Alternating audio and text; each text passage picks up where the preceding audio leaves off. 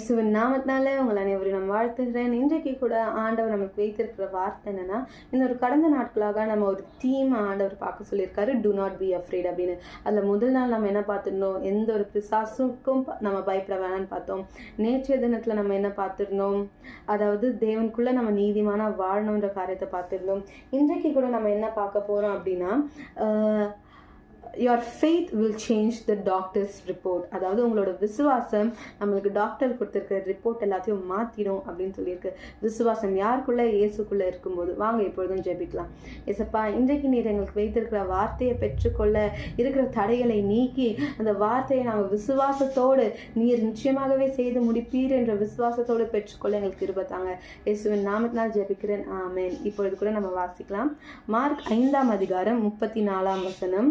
அதாவது, அவர் அவளை பார்த்து, மகளே, உன் விசுவாசம் உன்னை ரட்சித்தது, நீ சமாதானத்தோட போய் உன் வேதனை நீங்கி சுகமாயிரு என்றார்.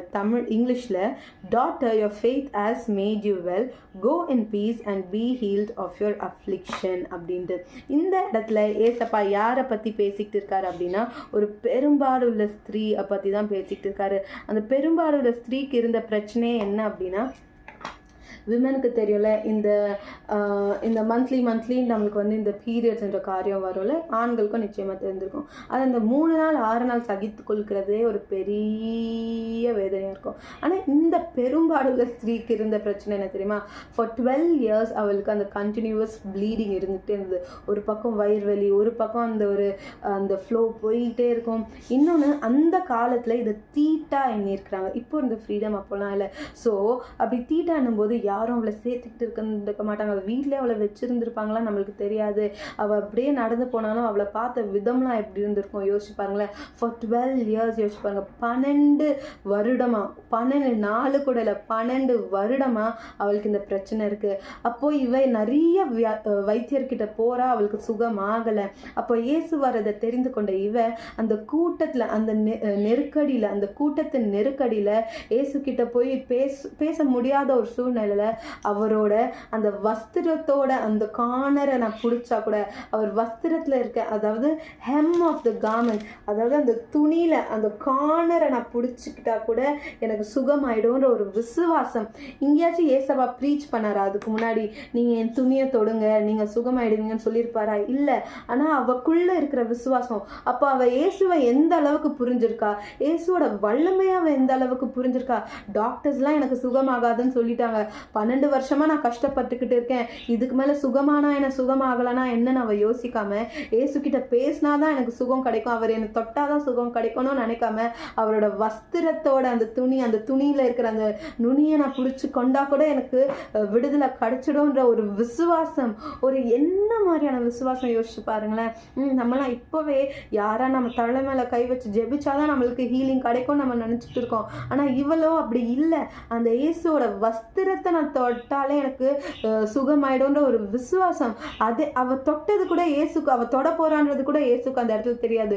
தொட்ட அப்புறம் தான் இயேசுக்குள்ள இருக்கிற வல்லமை புறப்பட்டு போனதை இயேசு உணர்ந்து, யாரும் என்ன தொட்டாங்களேன்னு கேட்கறாரு. அப்போ இந்த மகள் வரா, நான் தான் அவங்களை தொட்டேன் அப்படின்னு சொல்றா.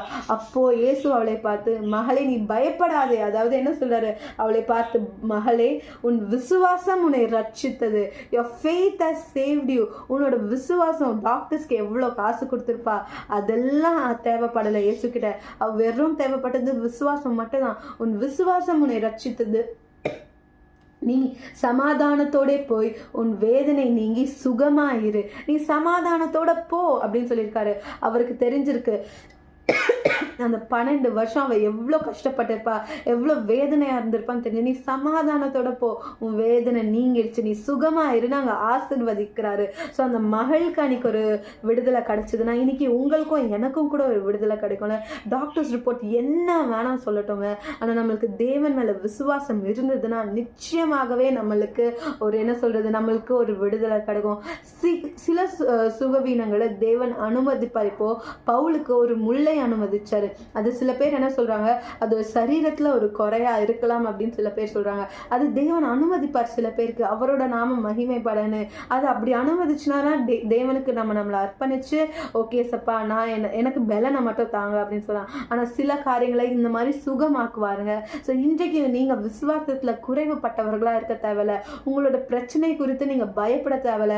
டாக்டர்ஸ் ரிப்போர்ட்டை திரும்ப திரும்ப பார்த்து நீங்க பயப்பட வேணாம். இந்த வாரத்தோட தீமே டு நாட் பி அஃப்ரேட் தான். தேவன் இன்றைக்கு உங்களை பார்த்து டு நாட் பி அஃப்ரேட்னு சொல்றாரு. பயப்படாதீங்க, தேவனால நிச்சயமாக முடியும். அன்னைக்கு அந்த 12 வருஷமா கஷ்டப்பட்டுட்டு இருந்த அந்த மகளுக்கு தேவன் விடுதலை கொடுக்க முடியும், சுகத்தை கொடுக்க முடியும்னா இன்றைக்கு நிச்சயமாகவே ஆண்டவர் உங்களுக்கு அந்த சுகத்தை கொடுப்பாரு, விடுதலை கொடுப்பாரு. நீங்க சுகமா இருப்பீர்கள். ஆமென். வாங்க இப்பொழுதும் ஜெபிக்கலாம். ஏசப்பா, இந்த அழகான வார்த்தைக்காக உமக்கு கோடான கொடி ஸ்தோத்திரம் கர்த்தாவே. ஏசப்பா, நாங்கள் எதை குறித்தும் பயப்பட மாட்டோம் ராஜா. நீர் எங்களோடு இருப்பதுனால ஏசப்பா நீர் எங்களை விடுதலை ஆக்குவீங்கன்ற நிச்சயத்தோடு ஏசப்பா நாங்கள் ஆண்டவரே இருக்கிறோம். ஏசப்பா, இன்றைக்கு இயேசுவின் நாமத்தினால அப்பா உங்கள் மீது நாங்கள் நம்பிக்கை வைக்கிறோம். டாக்டர்ஸ் ரிப்போர்ட் என்ன வேணா சொல்லலாம், ஆனால் உம்முடைய ஒரு வார்த்தை எங்களை சுகமாக்கும். இயேசுவின் நாமத்தினால் ஜெபிக்கிறேன். ஆமேன். ஆமேன். God bless you. Have a great day.